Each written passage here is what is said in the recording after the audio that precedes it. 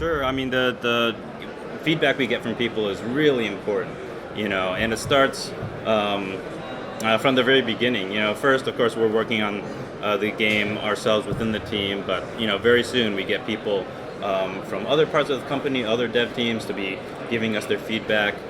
We have this thing called strike teams at Blizzard, where we really make sure that we're getting feedback from all sorts of people. And then a little while ago, we had our company alpha, and then that's out to some thousand people. And yeah, we have forums there and an email mechanisms where we really encourage people to send us all their feedback.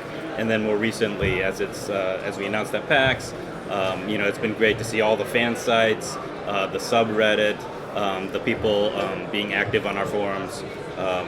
It's been great to see all the activity, and yeah, like all the suggestions about what's great and what sucks.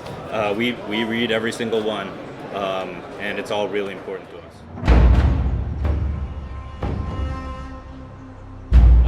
That could be very cool. It's not super easy, so there's not any plan to start working on that anytime soon.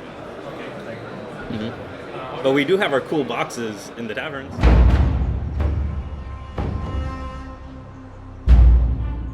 Yeah, so I think there's a lot of cool things we could do there. One of the things that we're really trying to do with the team and with Hearthstone is it's been kind of a different thing for Blizzard. It's a very small development team. You guys have probably read a bunch about that.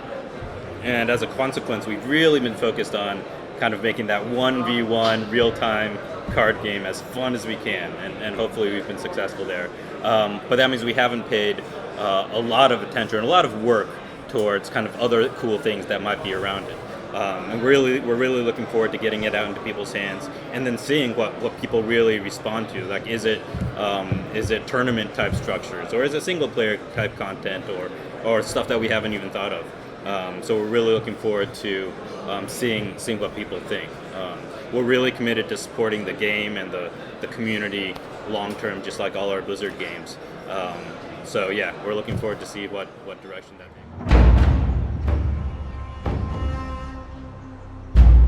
Beta on iPad is tricky. So I'm not really prepared to talk about how that's gonna go yet.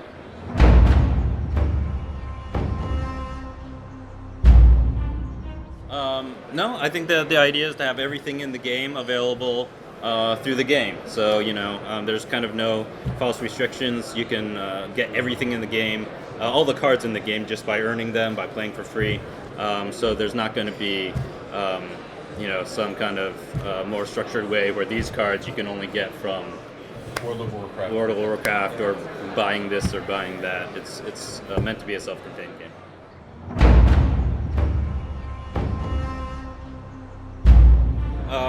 Yeah, so certainly making more cards is something we're really excited about, and one of the nice things about being digital is we have a lot of options and flexibility about how we end up going about that. So that's something we're thinking really hard about now, about what we want to do. We want to see how people interact with the game when it comes out, and how they, what the relationship between players and cards turns out to be. But definitely, like I said, really looking forward to making sure that Hearthstone is as awesome as it could be, and that more than likely involves new cards at some point, but exactly how, we haven't really figured out yet.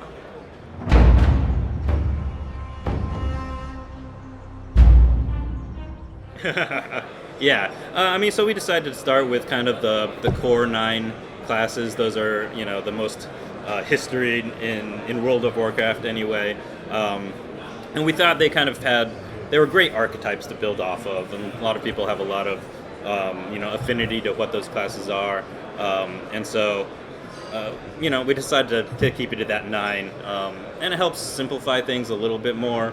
There's a lot of work to make sure each class really feels like that class, right? Like when you're playing mage, we want it to really feel like playing mage, between all the effects and the spells we choose and all that. So we really also wanted to make sure we had the time and could give each one the attention it deserves.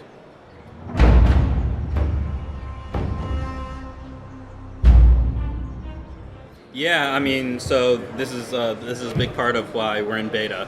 and certainly the internal beta and the alpha before that. There's a lot of attention paid to balance, certainly.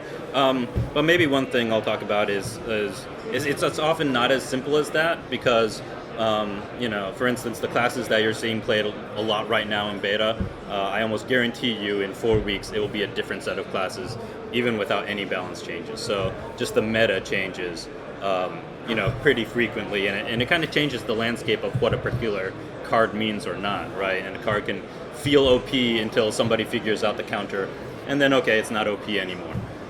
So we want to make sure the game's not broken, but we also want to make sure we give the community time to learn the game and enjoy the game and figure out amongst itself what that meta is supposed to look like. So we want to make sure cards aren't broken. We want to make sure things are fair, but we also want to make sure that the cards are interesting and fun, right? As the not at the expense of balance, right? But you want to keep that in mind. If you go too far on just kind of balance, you might end up with a bunch of boring cards that are balanced. So kind of all those things we're really keeping in mind as we're in this beta period. Mm-hmm.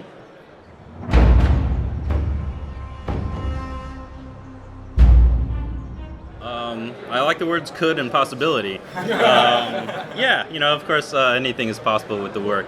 We're definitely taking a look at all the platforms out there in terms of what makes sense. I think somebody earlier mentioned Android, or that might have been a different interview. So I'll mention it. But yeah, there's a bunch of, I think, very interesting platforms, including browser.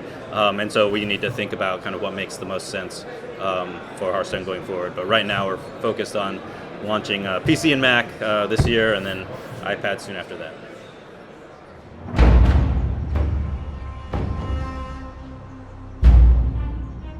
Yeah, I mean, so you describe it accurately. And yeah, this is something that we wrestle with to be honest. I think there's the balance we have between letting you form positive relationships with people, but also trying to shield people from negative experiences, which unfortunately happen a lot of the time on the internet, and then especially in this sort of game where it's very just me against you, right? So there's the balance that we're trying to achieve there. We have a solution in place right now.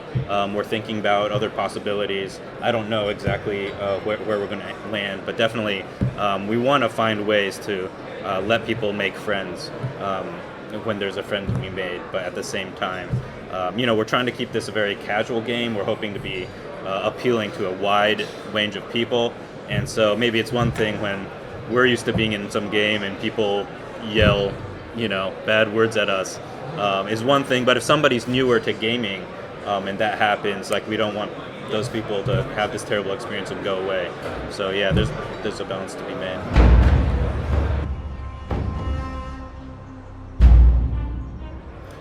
We're still, taking a look at all of our pricing decisions. We think this is not a bad place. You can earn your way into an arena in not too long if that's the thing that you want to be aiming for. Some few days, and then once you're in the arena, hopefully you can win enough to get right back in there. Some people certainly do that on a frequent basis. But we are taking a look at all those kind of decisions and trying to find the sweet spot. Mm-hmm.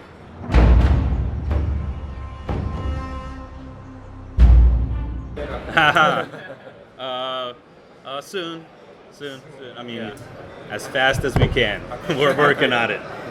There's not much more important to us right now. A little secret, us in the EU office, we can't play anymore until we get the EU beta. So we're like, shaking they're on us day, too. like, please, let's get it running.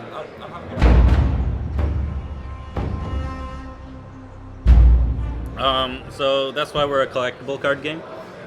So we don't have trading, and it's not in the plans to have trading. The feature we have in that area is the crafting system, and that's I don't know how much. It seems like you guys know everything already, but in the crafting system, you can take cards that you either have too many of or you just don't like. You can disenchant them into dust and turn those into the card that you do want.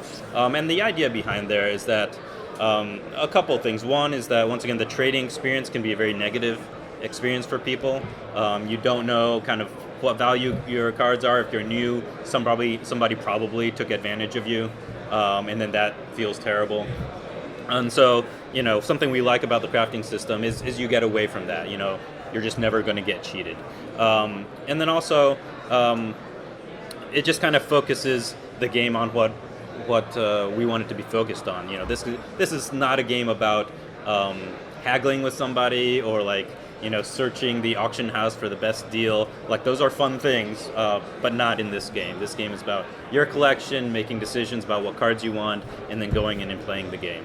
And that's kind of some of the reasons why we're a collectible card game rather than a trading card game.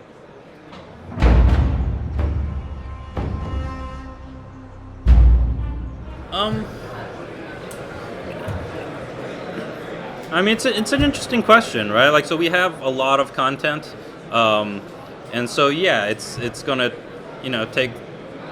take a long time and a lot of cards to get all that, large amount of content. So we tried to strike the right pace for people to be able to earn their packs and have fun while you're doing it and expand your collection. It's no fun if everything gets handed to you day one either. So there's kind of a pace that we want to hit that is kind of the most engaging and fun for people. And then, if some people want to accelerate that faster by buying packs, then they'll have that sort of fun too. But, trying to make it kind of the best for everyone.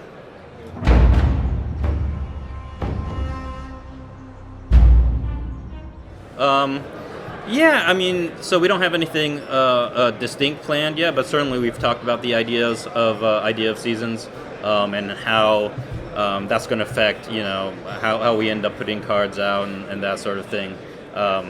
So yeah, certainly the idea is around, but we don't have any, designs or decisions made around that.